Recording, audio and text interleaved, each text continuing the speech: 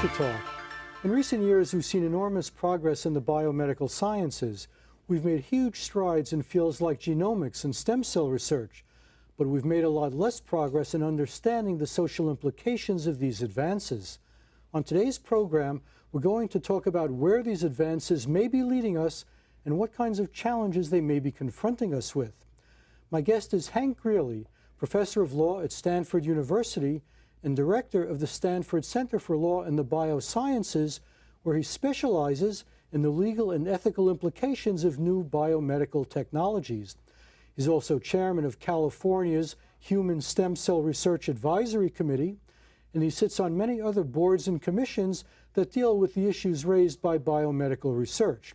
He's an elected fellow of the American Association for the Advancement of Science and a professor of genetics by courtesy at Stanford Medical School. Hank, welcome to the program. Thank you so much for having me on. Hank, what do you think is the most important work taking place in biomedical technology today?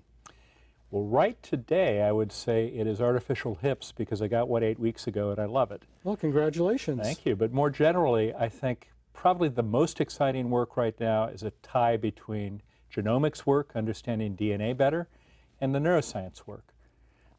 I'd give a slight edge to genomics because it's closer to fruition than the neuroscience work is, but they're both mind-blowing. Now, what's happening in genomics right now that we should be concerned about? So let me start with the two things that we should be impressed with. There are two technical revolutions going on that open up all sorts of possibilities, some for good, some for not so good. One of them is the increase in our ability to sequence DNA.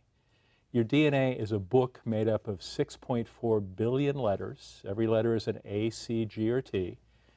We first sequenced a whole human genome 12 years ago, and it cost $500 million. Now you can go to Mountain View and have that genome sequenced for about $1,500.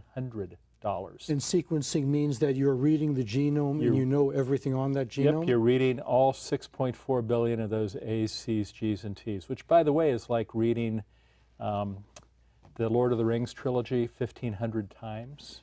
Do we know what all those letters stand for? For example, let's say there's a gene that controls your eye color. Do we know where that specific gene is, and is it always on the same place in every person's genome? Yeah, pretty much. When there are genes whose function we know, they're almost always in the same place, and they're almost always exactly the same. Any two humans on this earth are 99.9% genetically identical. So the genetic differences between us are relatively few. They're not in what genes we have, usually.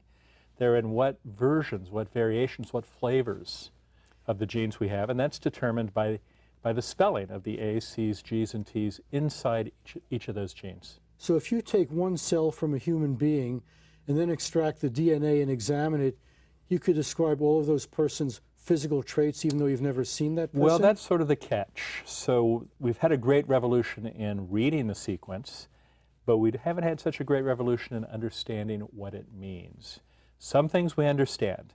So if you've got the wrong version of a gene called Huntingtonin, you will get Huntington's disease. In fact, the only way you will not die from Huntington's disease is to die first from something else. So there's some things that are really heavily determinative. Your blood type, AB, O, or AB, completely determined by your genes. Most of life, though, is more complicated.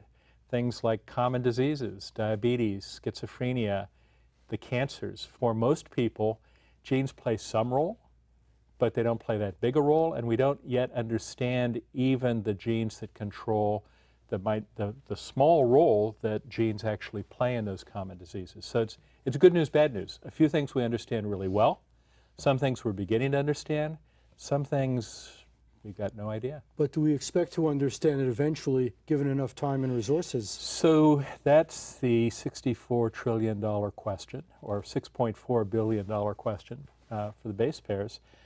Some of it we clearly will, I think, understand. Some of it we never will, I believe.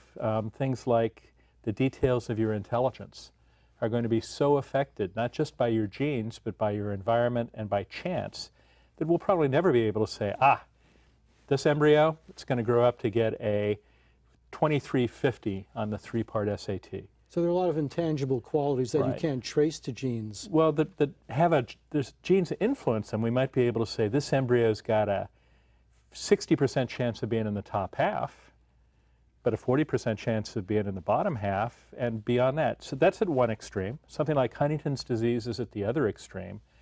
How far we'll be able to move between those, how well we'll be able to predict who's going to get type 2 diabetes, who's going to get lung cancer, and so on, is an open question. People are optimistic, but optimism's kind of a requirement for life and science. Now, reading the genome is one thing.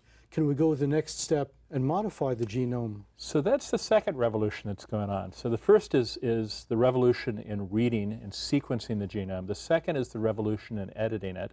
And that one is almost brand new. But that's not quite fair. Back in the early 70s, scientists here in the Bay Area, Paul Berg and Stan Cohen at Stanford, Herb Boyer at UCSF, first learned how to move genes from one place, from one organism to another.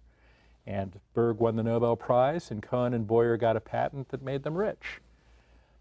But to move and to edit these things has been expensive and difficult and not very effective. We've had ways of doing it. It's like cars before the Model T. There were cars, they were expensive, they broke down a lot, and most people didn't have them.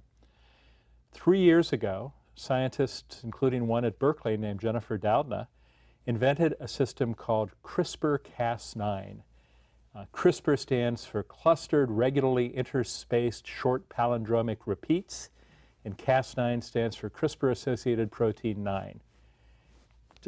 I don't really understand it, but it has made gene editing much, much cheaper, faster, and more successful. It's like the Model T. It's the inflection point that's turned the corner for genome editing, and now pretty much anybody with a few $1,000s, a garage, and a college degree in molecular biology or biochemistry can use the CRISPR system to start editing genes. Now, what do you mean by editing genes? Does that mean that you change the qualities of a specific gene, or you take away an old gene and replace it with a different gene? Yes, it means both. So CRISPR, the main thing CRISPR does is take out old stuff.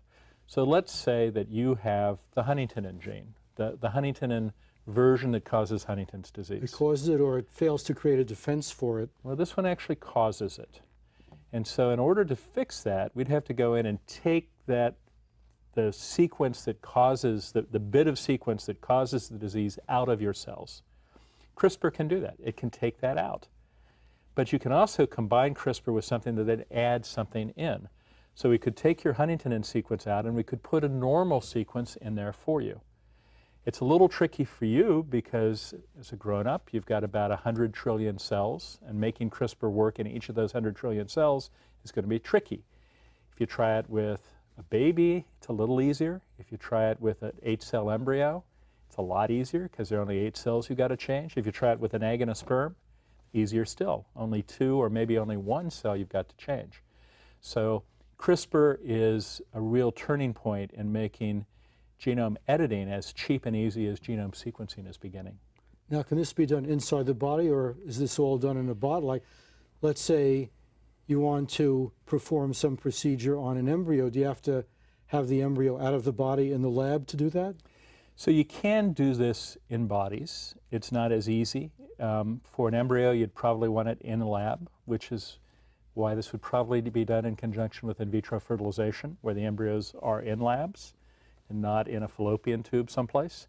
But for some purposes, particularly for dealing with non-humans or for dealing with certain human diseases like sickle cell anemia, which is a disease caused by genes as they work in the bone marrow, or as actually they don't work right in the bone marrow. You could figure out ways to change the bone marrow in the person's body, or you could take some bone marrow out, change that, and put it back in. So you could do some of it in vivo, in bodies, or some of it in vitro, in test tubes. Do you have to do one cell at a time, or is there a procedure where you can do many cells at once? You can do many cells at once. We still can't guarantee that all of the cells will take, and we still can't guarantee that it will always go in the right place.